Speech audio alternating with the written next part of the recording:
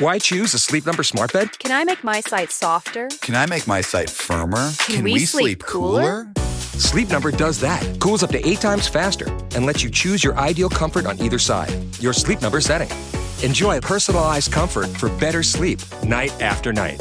And now, max out your savings. The more you buy, the more you save on beds, bases, and more. Plus, get free home delivery on any smart bed with base. Limited time. Check it out at a Sleep Number store near you or at sleepnumber.com today.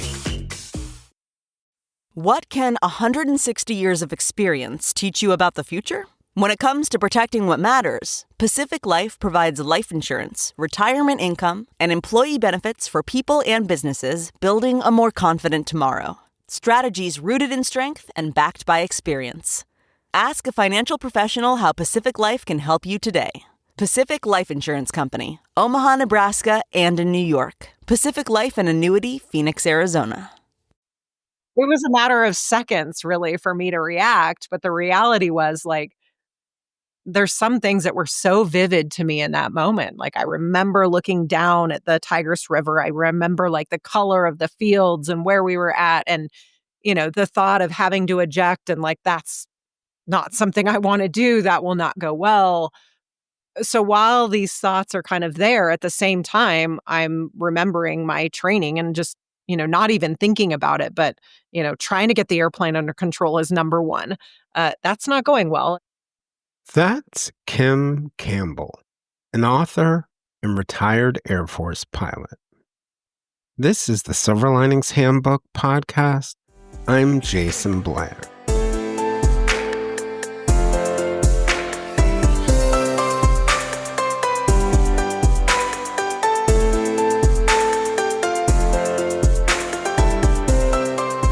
Kim Campbell is a retired United States Air Force colonel and pilot who is decorated for her efforts during the early stages of the Iraq War in 2003. On April 7th, 2003, Kim was flying an A-10A Thunderbolt II, a plane that carries the nickname the A-10 Warthog, a twin turbofan subsonic attack aircraft that was designed to provide close air support to ground troops by attacking enemy armored vehicles and other ground forces.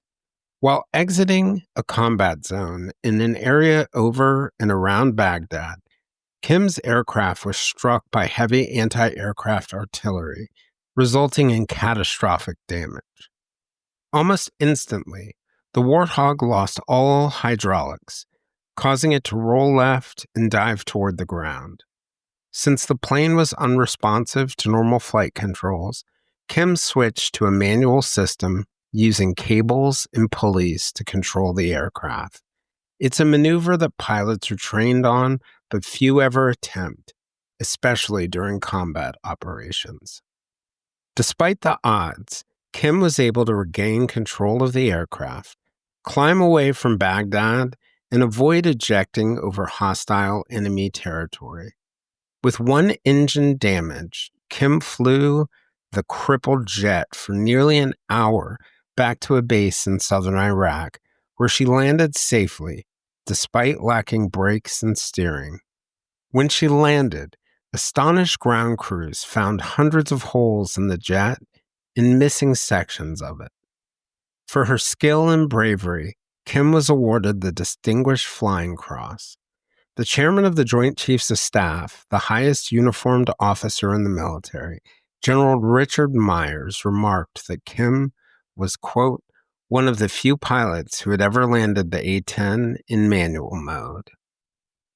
This mission became a defining moment of her career, but also an instrument for her to discuss some of the qualities that helped her during that hour over Iraq: positive self-talk, mental resilience, team trust, and partnership, as well as the emotional aftermath and principles she took away from the experience.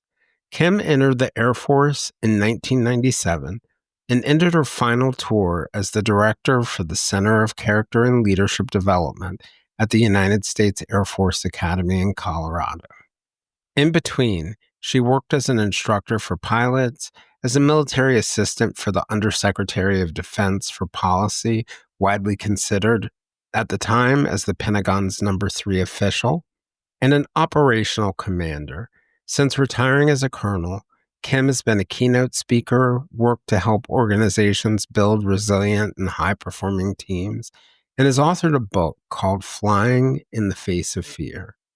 In many ways, Kim reminds me of retired General Stanley McChrystal, whose lessons of courage and resilience have guided a generation in the military and beyond. She reminds me of him in the sense that she's been able to translate the individual experiences that she went through into lessons about trust, resilience, and purpose that can help everyone in their daily lives. Today, we're going to discuss Kim's experience and those concepts and what we can all learn from experiences that appear at first blush unimaginable.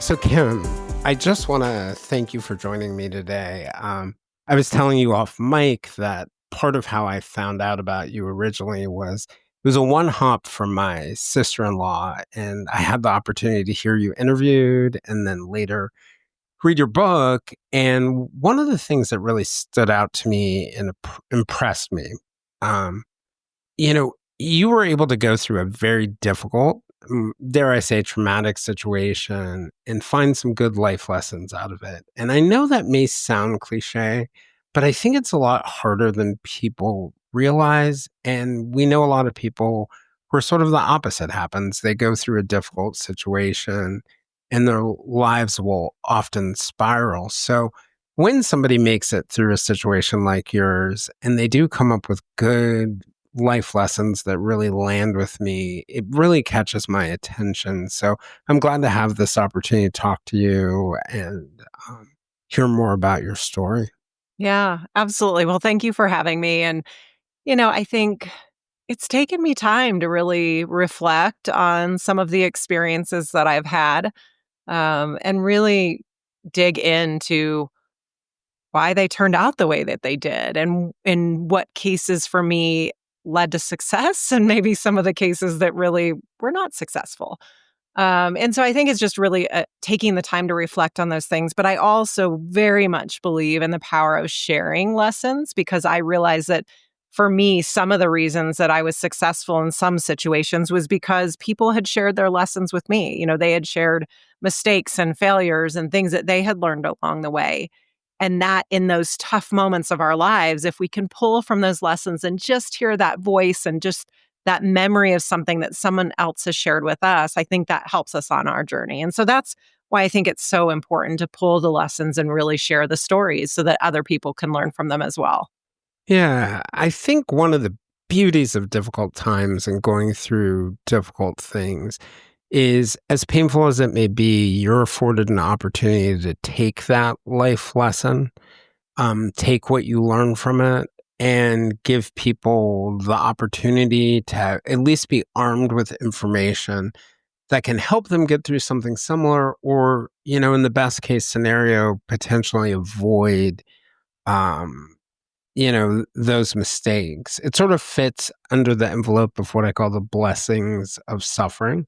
Yeah. And one of those blessings of suffering is it really lets you turn your suffering into love for other people. And I, I, I just appreciate.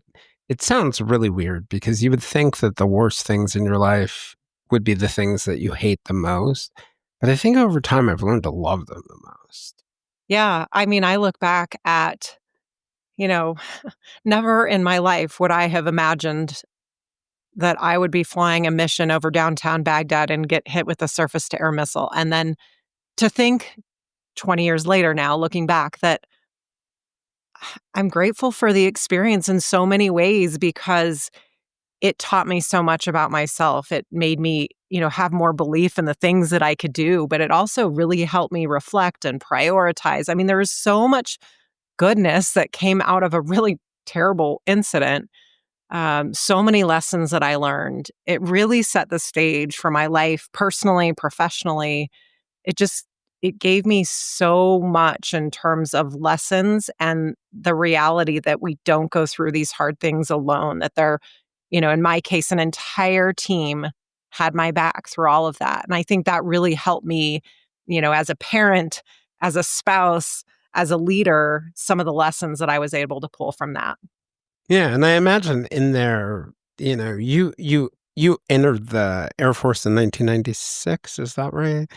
I graduated from the Air Force Academy in Academy 19. in 96. So really before that, when you went to the academy, and I have to imagine, just given the time when you entered the Air Force, there are a lot of things on that list that would have been hard to imagine.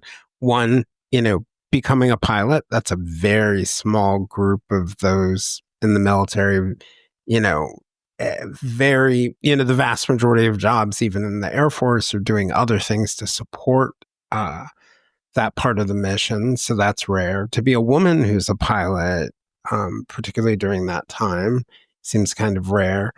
The fact that any of us were anywhere near Baghdad, I imagine, was something hard to imagine. And then thinking about the rest of your story of what happened there, a lot of things that you couldn't have planned for, I suppose, or wouldn't have imagined. Yeah. I mean, I think sometimes you find yourself in situations, you find yourself in life in situations that you never could have imagined possible, and that you probably, at least in my case, doubted that I could ever do it, right? Like, I think I never imagined that I would be in that situation and that it would turn out like it did. I think we sometimes doubt ourselves and what we're capable of doing. I think that the benefit of those tough situations is that there are those moments, and you just got to do it, and you got to put in the work to be ready for that moment. I think that's the one thing when I look back at all those situations, going to the Air Force Academy, being at the time like 12% women, going on to becoming a fighter pilot when there were 1% of women were fighter pilots. I think looking at those things, I had these goals and dreams. I didn't know if they were going to become a reality, but I really worked hard to achieve them. I really put in the work to make them happen, even though there were doubts and, doubts about whether I could do it, doubts of whether I was the right fit for it. As much as I was excited and this goal that I had and these things that I wanted to do in life, I think we face doubts, we face fears about what we are going to do. And to me, it's all about putting in the work so that when that moment comes, you are ready to take action in that moment. So let me take you back to April 7th, 2003. So we're, by my math at that point, because I think the war started on March 20th, we're only 18 days into Operation Iraqi Freedom per se, right? Yeah. And, it, reading about your story, one of the things that sort of stuck for me was the, moment where you were hit by anti-aircraft fire. One of the things that immediately went into my head was thinking about the people, because the aircraft you were in is one that's really designed to provide close air support to the ground forces that are below, so they don't get overwhelmed by an enemy's armored vehicles or other vehicles. But my mind went immediately, and this may be based on my own personal experience, because I was in New York and for 9/11, and I watched the second plane crash into the towers. So this may be my own sort of like cognitive bias, but I immediately went to thinking about the people who were below you, who moments before, and you talk a lot about the concept of team, but you were an important part of their team at that moment. You were, I imagine for troops, the Air Force showing up to provide close air support feels like a blessing, but then sort of you get hit, and in an instant. I've heard people in the military describe this feeling, ground troops, that moment where a pilot is in trouble above you, And they kind of described it to me like the world freezes and all you hope for is that pilot can eject or get control of the aircraft. Um, you know, and I imagine as your plane was on a downward spiral, all they were hoping for was for you to get control enough to be able to eject.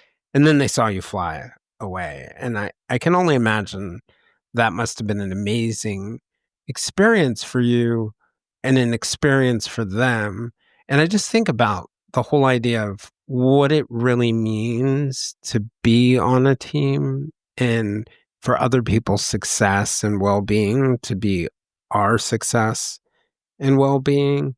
And, you know, I think about it and I really think about it seems like such an extraordinary event, and it is an extraordinary event, but it sort of feels like whether it's in families or at work or other environments, there are a lot of parallels to that idea.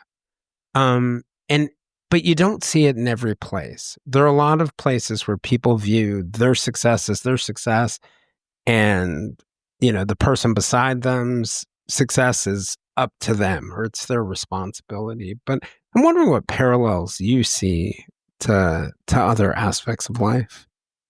Yeah, I mean, that's such a great point in that, I think what truly makes a team, and especially a high-performing team, is when you care about each other's success, that you have individual performance, but it's critical for shared success and shared success as a team. That day on April 7th, the risk was high, the threat was high, and we knew that going in there. But when troops on the ground are screaming for air support, we are going to do everything that we can to help them out and to make a difference and to get them home safely to their families. And so for us, that was our why, that was our purpose. And so we were willing to take that risk for them. And then, we do a couple of passes, we're able to help them. And then on my last pass, when I got hit, now the situation has changed a little bit. Now I'm no longer able to help them. To be honest, I'm mad, I'm frustrated, I feel like I've let them down. But at the same time, they're on the ground now praying and hoping that I will come out of this safely. I think something that was, I don't know, I guess a little ironic was one of the troops on the ground that day was also a member of our squadron. We sent some of our young A-10 pilots on the ground with Army units so that they could integrate and explain how we do things. And he was on the ground that day. And I remember, afterwards us having that conversation of just like, Kim, there was nothing I wanted more than you to get out of there safely. Like they really had concern for me, just like I had concern for them before. And so it really is that mutual respect for what we do, a mutual trust for what we do, and this idea that we're willing to take risks for each other. And I think that's really what makes a great team. And I think you can see that in business and sports throughout. Yeah. And I think also that idea, you made me think of something else, which is that, if you had ejected, the operation would have changed completely. It would no longer be about whatever objective, whatever hill they were taking. It would be about how do we rescue the pilot? And it's one of the things, it's one of the things that's kind of interesting about the way that we adapt when someone within whatever group we're a part of or whatever team we're on, or even in society, I think there's something special about how people will pivot and set aside their needs for someone else's in the moment. Yeah. I mean, to me, that's a sign of a really good team, right? A team where you feel like, we always want to be able to perform at the highest level, but when we're not, for whatever reason, and our team can come in and see that and, have our backs and help us out, I think that makes such a huge difference. I mean, that day, when I talk team, I'm talking even broader team, right? Because yes, there was my wingman who had my back, by my side, flying next to me, There were the troops on the ground that I knew about, the ones that we were supporting. But when the call went out that I had been hit, I mean, I have heard stories from people who were on the ground, heard that call, some special operators, and were like, their mission changed completely. They immediately started moving to that location, knowing that, if I got shot down, if I was going to have to eject, they were ready to come in and get me. I mean, I didn't even know that, but how grateful am I to know that all these people had my back in one of the most difficult moments of my life. Yeah, yeah, yeah, yeah. And it's a powerful thing to see. I have this recent story of we had a friend who just kind of disappeared and fell off the radar screen, and days later, I think it was like, I don't know, 5 or 6 days later, she was found dead. But somewhere around day 2 of her being missing, I started reaching out to people. And does anybody know anything? Has anybody heard anything? What's happening?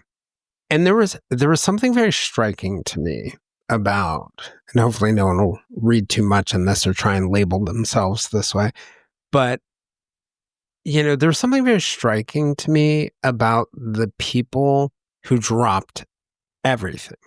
So there were people who were closer who just dropped everything.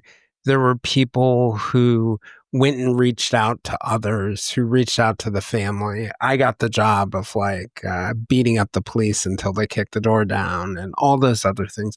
But I just think to myself, the day before, that group of people, they all had their own worries. One was moving. One had a serious medical issue with their kid. One who had all these other things. And this group all over instantly in a moment, because it seemed like somebody we cared about was in distress, our whole world became about that person. And I won't easily forget, I think, that lesson, that whether you know it or not, you may very well be on a team. Yeah. And that team really may have your back more than you ever imagined. There's just something beautiful about that.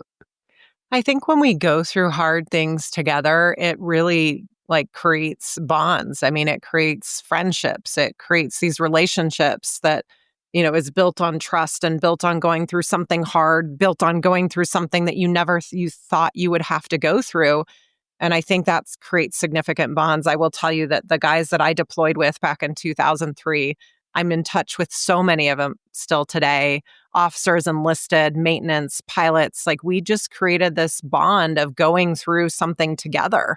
And I think there's power in that, of just knowing that, going through hard things, you don't have to go through it alone. When you have a team that has your back, and then it just creates these incredible relationships that last a lifetime.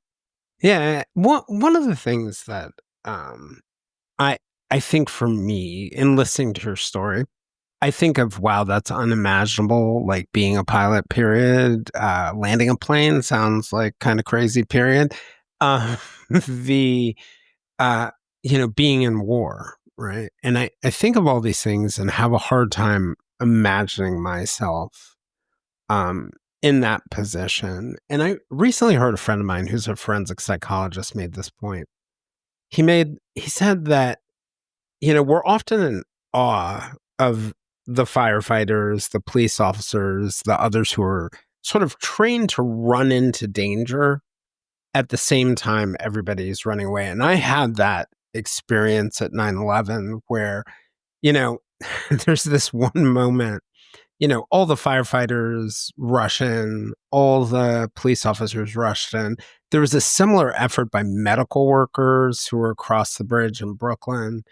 And even people in my shoes, like journalists, where we're headed across the bridge as these enormous crowds are crossing, and there are a handful of us who are headed in.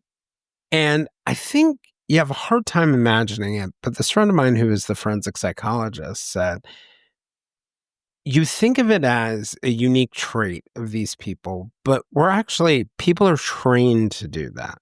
It's something that you actually learn. So you can look at a story like the firefighters on 9/11, or you can listen to a story about the bravery of special operations soldiers or the pilots in war. And you can think of that as just a unique, innate characteristic. And not to say that our unique, innate characteristics don't play a role in how easy it is or not, but it's something that people can learn. And I'm just curious, thinking about your life experiences, what life experiences do you think contributed um, to you rushing in? Well, I think a lot of it, for me, one, I think it comes down to purpose. I knew that my purpose, my reason for being, was to support our troops on the ground. That's what we did as A-10 pilots. And so you have this purpose, your why, um, but there's more to it than that, right? It's training, like you mentioned. I mean, we train for worst case scenarios. We go out in training missions, and the intent is to make them harder than actual combat, so that when we get to those difficult situations, we feel a little bit like we've been there before. It becomes almost muscle memory of the things that we need to do. And so we're specifically taught to remain calm in stressful situations, and we intentionally put ourselves in those stressful situations, so that we can kind of maintain that level of calmness and just focus on doing the mission that we were trained to do. Hmm. Did curious, as it was happening for you, do you remember a lot of thinking, or was it really that muscle memory?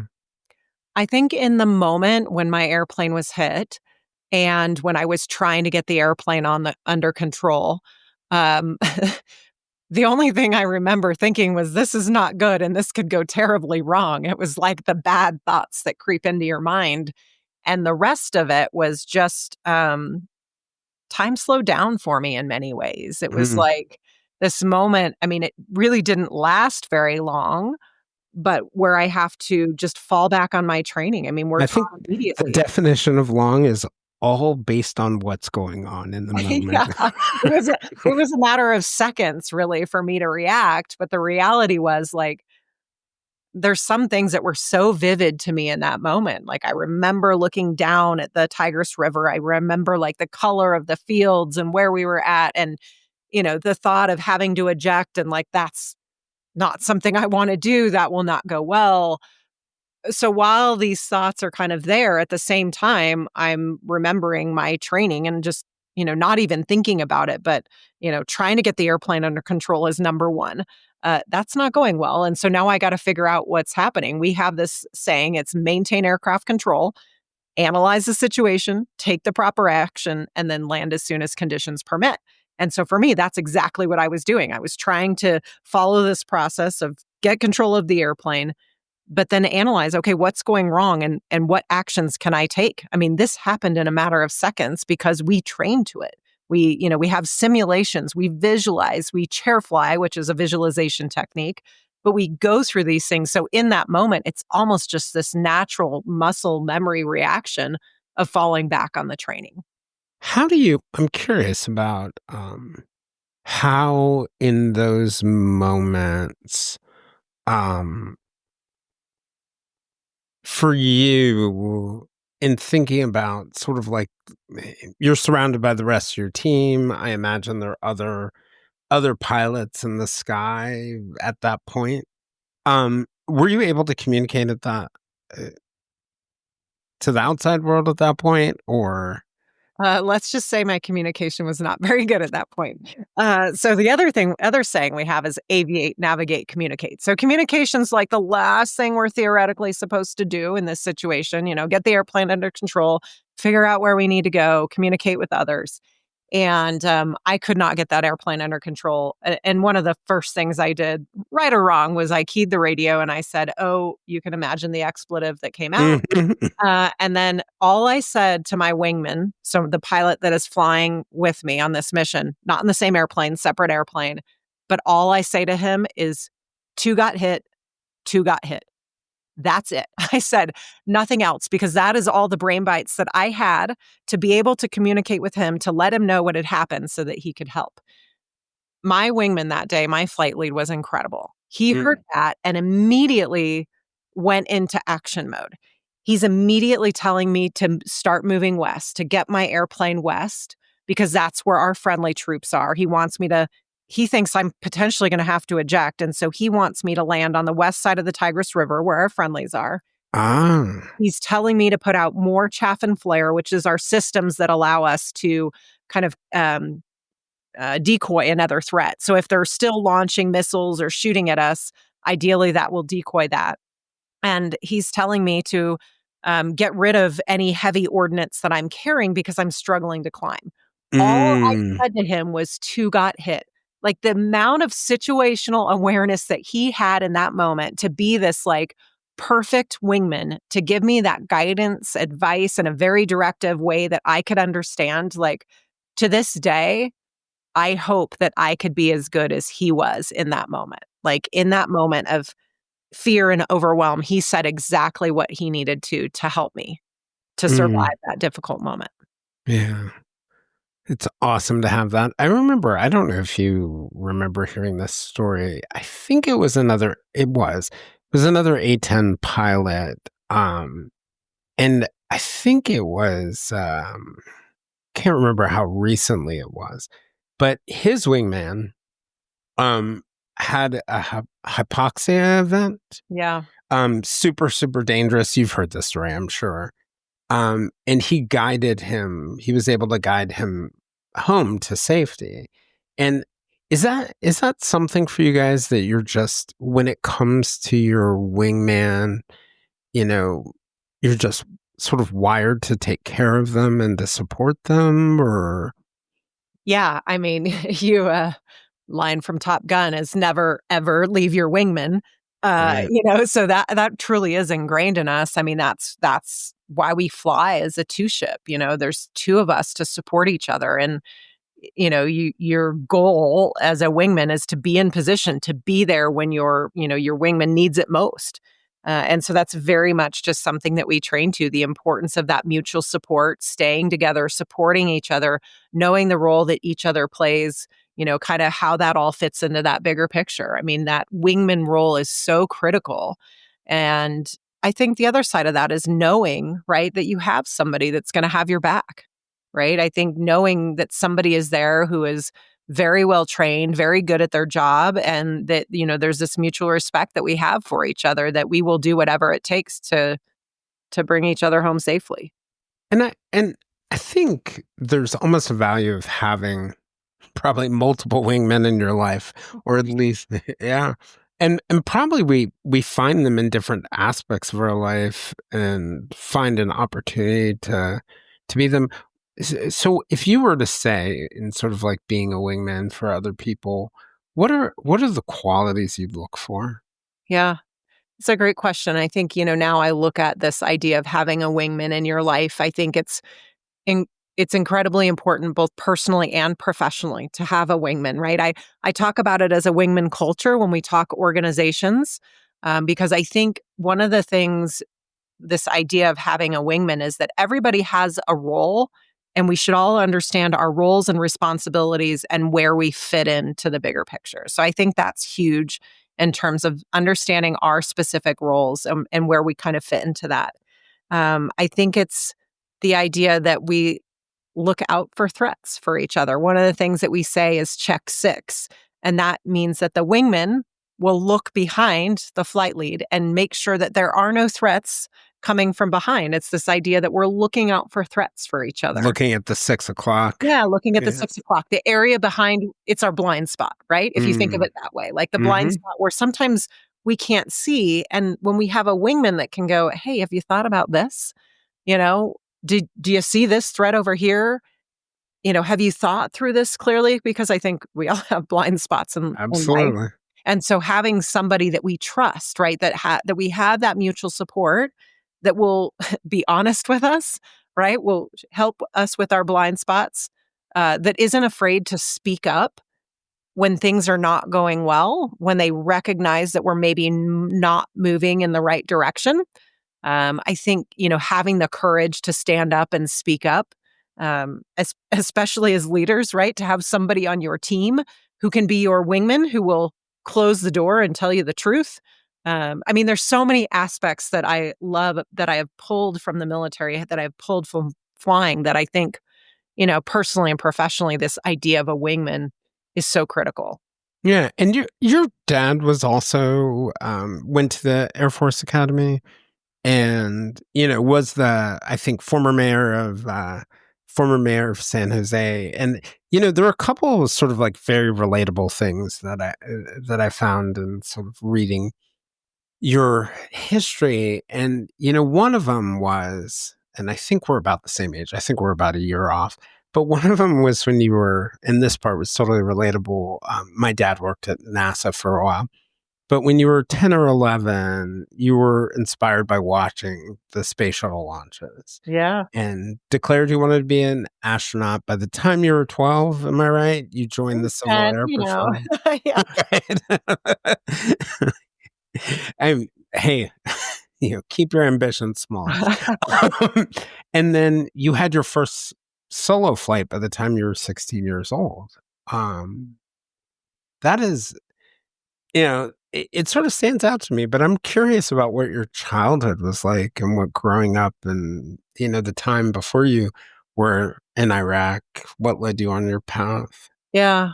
It's kind of funny. I think that before I made this decision to be an astronaut, to be a pilot, like I was a little bit, I was your standard little girl, I did a lot of little girl things. I just didn't really, and I also didn't really have like a purpose, a passion, something that I was driving for. I was into a lot of sports. I did a lot of things, but I didn't really have anything that I was working for, which I'll be honest, I think that's pretty standard for a 10-year-old. I have kids now, they're 13 and 17, and we're still looking for that purpose. Oh, yeah. And so I think that's totally normal, right? I think there's nothing wrong with that. I think it's actually shocking to me that at 10, now that I look at my kids, like at 10 years old, I watched the launch of the Space Shuttle Challenger. And in that moment, as terrible as it was, I was excited about this.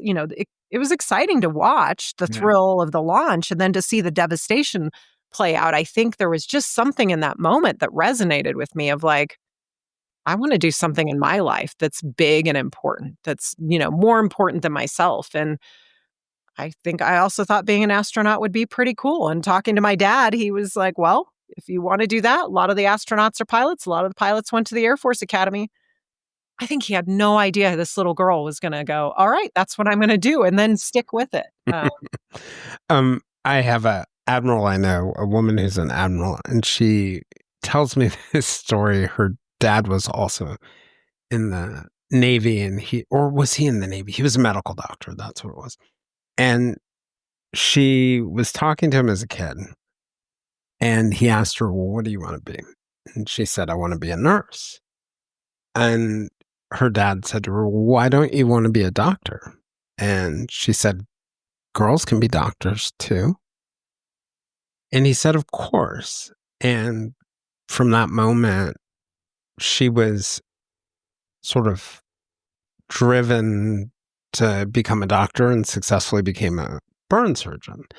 But both your story and hers made me think about the importance of encouragement, because I'm guessing you weren't joining the Civil Air Patrol at 12 without the encouragement of your parents, and you weren't doing your solo flight at 16 if somebody wasn't behind you rooting for you.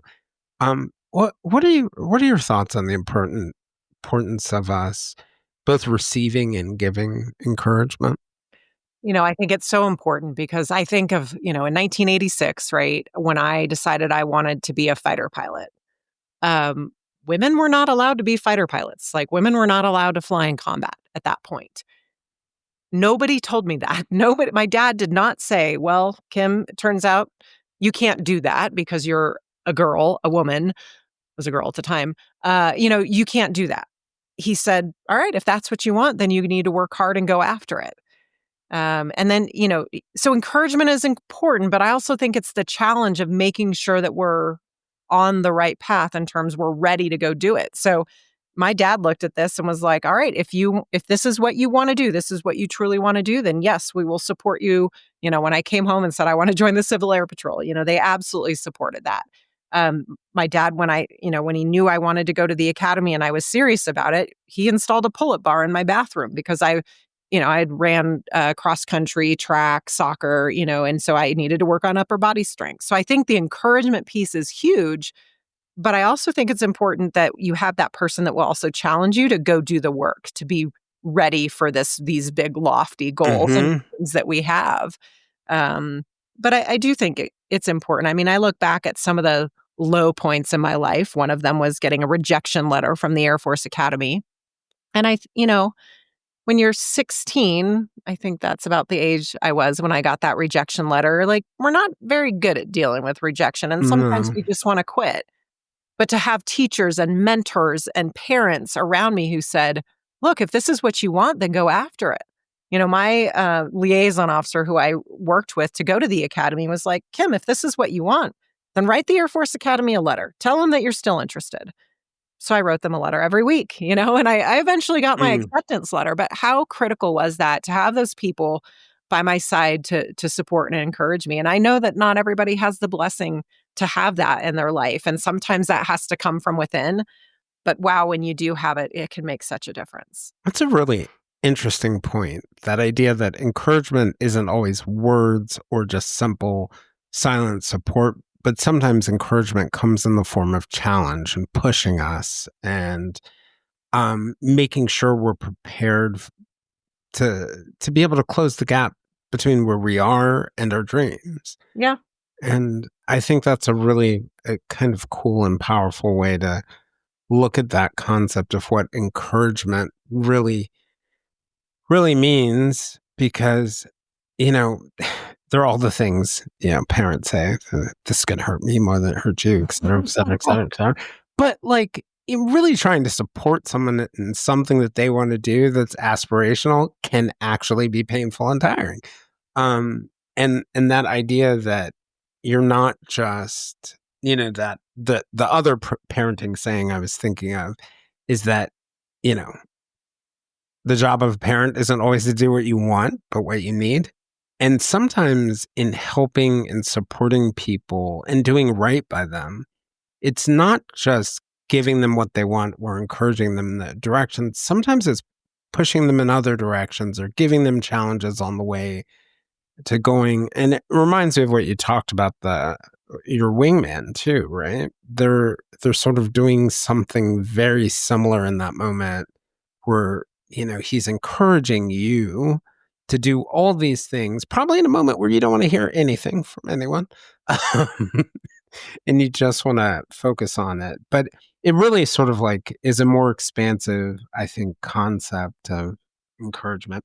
One of my favorite things to say is, despite what Michael Jordan thinks and what everyone says about the opposable thumb, humans, we're not the fastest animal. We can't fly, no sharp teeth.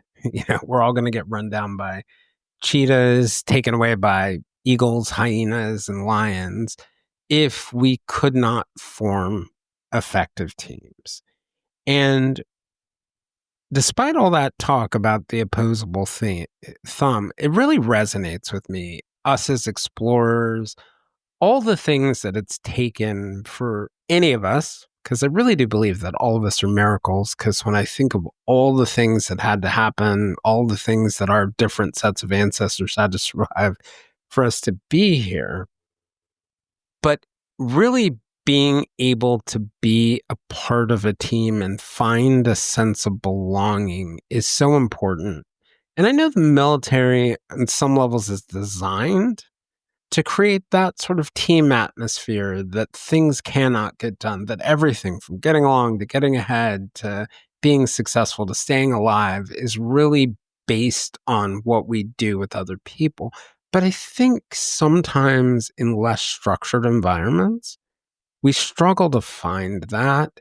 And I also think that leaders or other employees who work in places, struggle to create that sense of belonging and that for other people. And I'm curious whether you have any thoughts about what people can do to build that sense of belonging and build those teams, even if it's in a space like a family.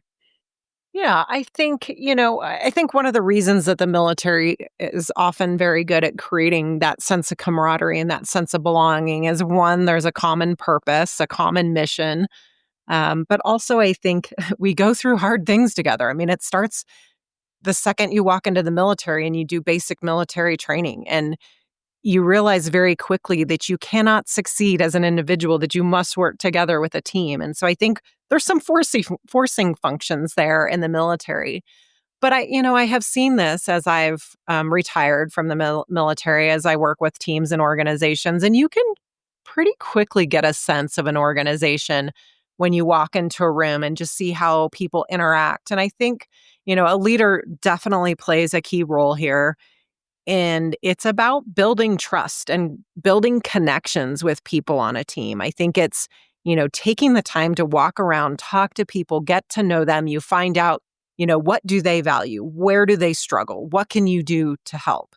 And so I think it really does come down to that, the human connections and spending time with each other and talking about hard things, encouraging people to come together to have conversations, to solve problems together, to empower your team to solve their own problems, put them in a position where you, going back to a little bit of our previous conversation, where you challenge the people on your team to perform at their best, giving them responsibilities, showing them that you trust them.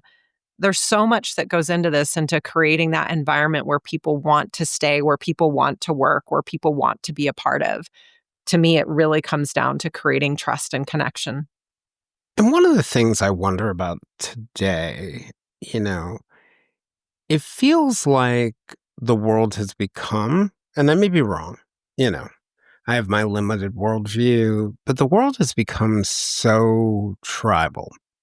And no matter whether you're talking about politics or you're talking about, I don't know, was talking about politics or true crime, or you get a bunch of writers in a room, there's so much othering, so much discussion about the others. And whoever the others may be, it might be because of your views, it might be because of your, different belief systems or where you live or whatever it is. But there's almost this systemic othering of people, which seems to run contrary to us thinking and operating like a team.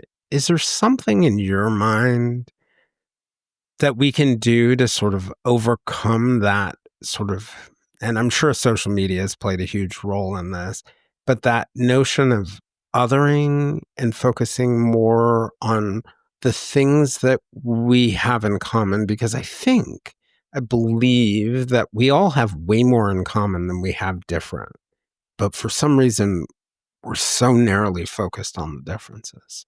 Yeah, it feels so difficult right now, too. I think, it's this sounds so simple, but it's just, treat people like you would want to be treated. And I don't know why we've gotten away from just having a conversation with each other and trying to learn that other perspective, agreeing to disagree on things. We're going to have different viewpoints, but let's have a conversation, a cordial, respectful conversation with each other, to learn from each other, to try to better understand another perspective and not be so hard-headed or stubborn that our way is always the right way. Henry Wadsworth Longfellow has this great quote that I think it was the first Facebook post I ever made, and I turn to it often when I get frustrated by someone. But he wrote that if you could read the secret history of our enemies, we should find in each man's life sorrow and suffering enough to disarm all hostility. And I find reminding myself when I'm looking at vitriol or I'm looking at something that I feel like is uneducated or whatever it is, right? Something that's so different than me. if I remind myself that I don't know what's going on in that person's life and that they are a human like me and I'm filled with failings and they're filled with failings. And that if I can focus on that notion, which I guess what Longfellow is really capturing there is the concept of empathy. Yeah. And I know you talk a little bit about, certainly in the context of leadership, but you talk about that idea of empathy. And I'm just curious what your thoughts are on empathy. I think it's, we all have bad days. We all have days where we're not at our best. And I think just, trying to understand a little bit more that we're all human. We make mistakes, we have failings. Sometimes we lose our cool. And I think it's just understanding that a little bit and just trying to have that bit of understanding before we make a comment back. I think that would go a long way, kind of what you Yeah. said, just understanding that we're all human. We've all got, who knows what somebody's got going on. And I think of that from a leadership perspective, like when I see a team member not performing at their best, really instead of, are you just coming down hard on somebody? Or are you really trying to understand and have a conversation? I think that makes a lot of difference. I still think that there's room for accountability with empathy, right? I still think we have to hold each other accountable for what we say and do, but we also want to come at it from an empathetic perspective. It's very interesting you say this, and I'm going to paraphrase what this tweet actually says, but I had recently posted on Twitter, essentially, life is too short to be cruel. I need you all to hold me accountable for that. And I was going to ask you, and I'm glad you brought it up, what do you view as the importance of accountability? To me, it's a critical component of any team. I think to hold each other accountable. I think it's a critical component of any family. I think we have to hold each other accountable. The goodness of accountability, right? I think sometimes we look at it as such a negative word. But if we don't hold each other accountable, like if you don't tell me that something that I've said or done, affects you in a certain way, then how will I ever know? And so I think accountability is about learning from each other. It is about sharing lessons with others. But the goal should be to lift others. It's not to bring people down, it's to lift others, to elevate performance of a team. And so I think if we look at it from that perspective, then we shouldn't feel so badly about this word accountability. Right. Well, and we know the research shows us that psychological safety without accountability will equal, in most situations, apathy. But that psychological safety with accountability provides you an opportunity, which sort of leads into my next question, uh, to fail, right? It gives you the safety to fail and grow. Yeah. And, you talk about that idea of a fighter pilot mindset where, you embrace things like risk, learning from failure, and being able to really adapt quickly. But one of the things I wanted to hone in on is that notion in the middle that you bring up about learning from failure. Many people fear failure, just absolutely fear it. It feels like the world's going to collapse, that you're going to lose all value, that you're going to be fired, it'll end in a divorce, your kids' lives will be ruined. Pick your version of this. And then there's a whole nother group of people, let's call our more arrogant crowd, who just believe they won't fail. But I've always felt in my life, like in thinking of my life, all the qualities, if I were to take a year of compliments I've had, because I've had an equal number, if not greater number of criticisms, but let's take the compliments of the last year. The vast majority of them, I can connect to one of two things, my suffering or my failing, sometimes both. And that I really believe that failure is super important, but so many people are so unbelievably afraid of it or try to avoid it. But you seem to take a very different attitude when it comes to it. Talk to me about that. Well, let me be clear. Failing still sucks, right? um, I do not disagree. but the reality is we are all going to fail. Like we are going to make mistakes in our life. And I think it is all about what we do with them. And I think that's why I believe in the power of a debrief, holding each other accountable, having the conversation. What can we learn from that failure? Even if it's a conversation with yourself of like, okay, that did not go well. I have learned the hard way, right? I have been known to beat myself up over failing, all I can think about is the mistakes that I made, how terrible I did. I shouldn't have done that. I should have done it differently, right? But that is not productive. And so if you can take that failure and go, okay, that sucked. Let's acknowledge that. But let me pull, what can I learn from it? What can I do better the next time, right? We have to be able to let those failures go. We learn from them, but we have to be able to let them go. Give ourselves some grace. We are going to fail. We are going to make mistakes. But sometimes as you mentioned, like our biggest triumphs, our greatest lessons often come from the struggles and the failures. And so looking at it from that perspective of, yep, in the moment, that failure does suck. The mistakes, they suck. But if I'm going to be stronger on the other side, then it's worth it. For you, are there times where you feel like you have failed and learned important lessons? Oh, yeah, there's many of them.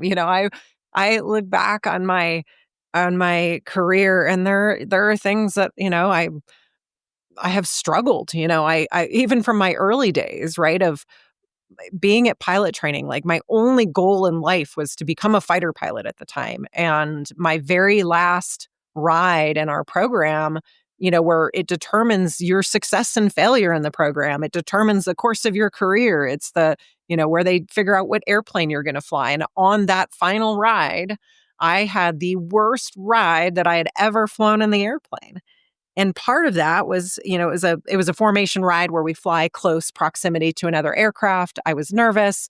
So my visor on my helmet started fogging up, probably because I was breathing so hard. And I really couldn't see very clearly with another airplane in very close proximity to me. And I wasn't flying well. And I finally told my evaluator, who was in the back seat, and he was like, okay, no problem. I got the aircraft. He takes the airplane, takes control of the airplane, moves away, is like, fix it.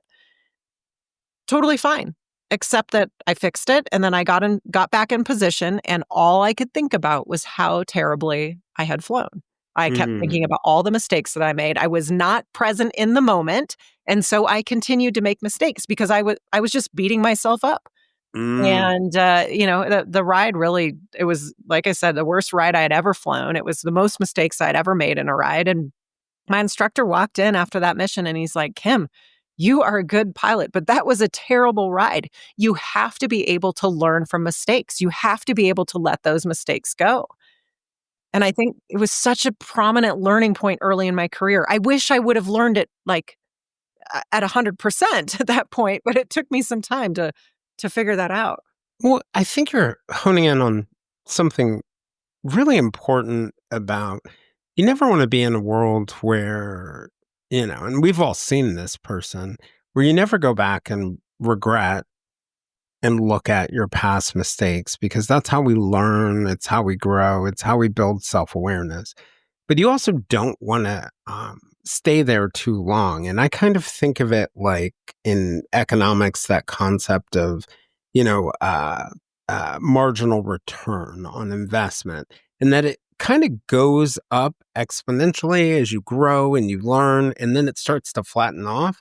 And then the more time you spend in that space, they always say like the optimal amount of hours to work in a week is 35, up to 45, your return is getting a lot lower. And then when you start to get in the space of 60, 65 hours, you're actually screwing up everything you did in the first few hours.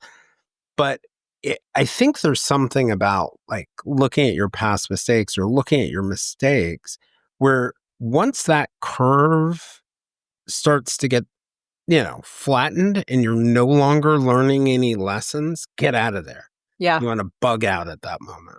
Yeah, it's why we do a debrief after every flying mission that we do. We sit down after we fly, we spend an hour We go over our objectives. We talk about what we did well because we want to repeat the successes, but then we drill down into those mistakes. We discover, we ask a lot of questions to discover the root cause.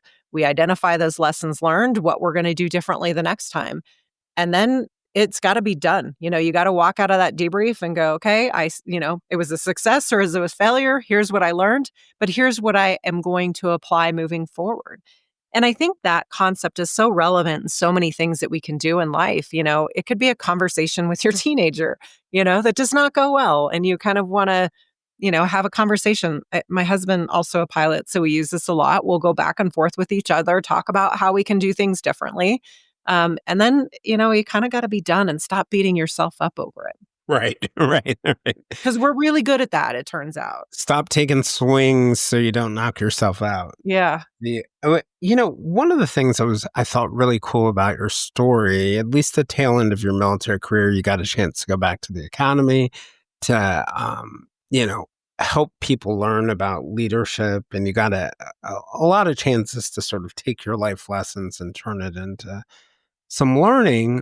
And I want to give you a chance for some closing thoughts, but one of the things that I was thinking about is what lessons do you think, like when you're thinking of, whether it's a pilot in the military or somebody who's struggling through school right now, or a kid like your own kid, what lessons do you want people to take from your life? Yeah, it was a pretty cool opportunity to go back to the Air Force Academy. That's where my career started. And it really felt like a full circle moment for me to be able to come back and give back and share some of those lessons that I learned along the way. And I think one of the things growing up for me is I was so hard on myself. I was really hard on myself about making mistakes and failures. And I think we've talked about it, but that's the biggest lesson for me, is that we are going to make mistakes and failures, and it is all about what we do with it. Like, people are watching. They know we're going to make mistakes, but they're watching to see, can we get back up again when we get knocked down, right? Can we dust ourselves off and get back in the fight? I think that is so critical. And I think this generation, struggles with that a little bit. They don't want to fail. They don't want to make mistakes. It's just, it's this idea that's the fear of failing, and it is a very real, true fear. But what's on the other side of that, right? What can we learn and grow and become a better person? So I think that to me is probably the biggest thing, being willing to take risks, to take action even when you're afraid, to step up and act with courage. Like, it is not about being fearless to me. It is about acknowledging that you have fears and putting in the work to take action anyway. Yeah. No, that makes complete sense.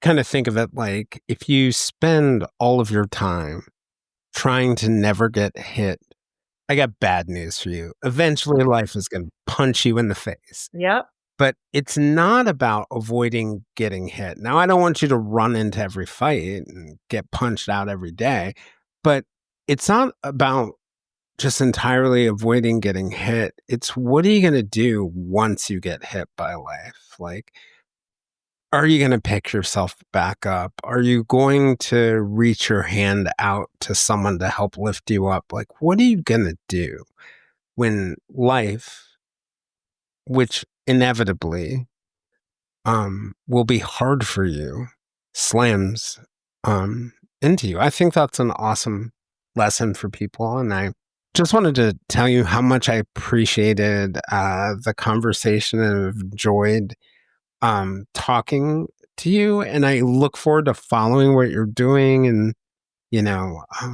seeing the impact. And just wanted to thank you for sharing your story.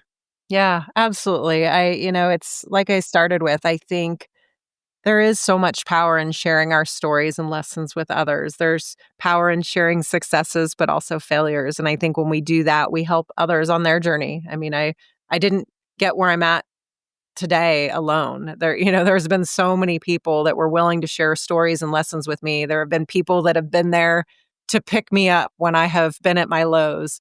And there have been people there to celebrate the highs. So I think, that's truly what it's all about, is finding your passion and purpose and finding people that you enjoy doing it with. I love it. Thanks for joining Kim and I for this discussion. If you'd like to join us for more discussions with me and other listeners, we can be found on most social media platforms, including a listener-run Facebook group called the Silver Linings Fireside Chat. For deeper conversations with our guests and live conversations with other listeners, you can also join us on our Patreon at www.patreon.com/The Silver Linings Handbook. I'm Jason Blair, and this is the Silver Linings Handbook podcast. We'll see you guys all again soon.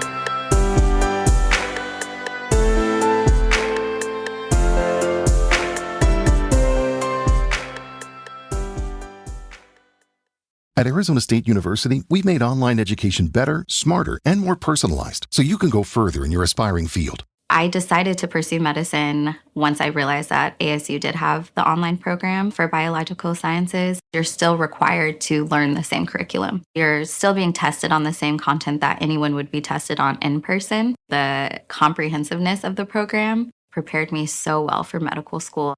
Explore over 350 plus programs at asuonline.asu.edu.